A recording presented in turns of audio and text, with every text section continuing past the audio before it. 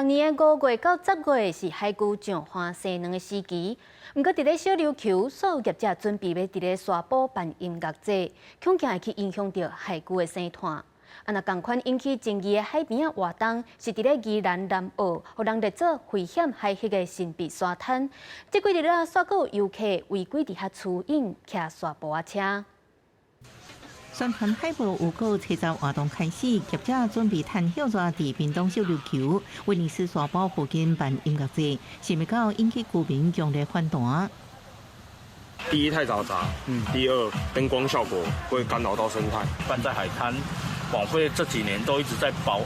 做海龟的保育啊。民众认为应该另外找所在办，因为每年5到10月是海龟暗时上花生的季节，高峰是伫7月到8月，威尼斯沙埔都是海龟生卵的地点之一。不过音乐节7、8月每礼拜5、6办活动，恐惊惊到海龟。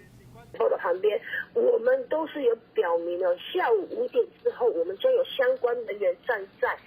入下去沙滩的地方，做一个劝导的动作，不得进入沙滩。业者发完拢活动地点毋是伫沙埔，是2年前就做，因为疫情无用的沙埔边仔公有暗土地，文件营送公所，乡长表示未核准办理。伊要经过湾公所的同意啊，医保啊，我们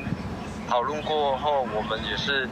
确定说不予同意啊。另外，被列为危险海域的宜兰南澳神秘沙埔，这次有民众看到游客趁风台过后，风景还未转势去冲影，测试也有沙埔车进入沙埔探路。宜兰县府提醒，行政进前已经禁止沙埔车再去进入，这海域更是全年禁止游水冲影，违规会照发展观光条例罚1万到5万。记者综合报道。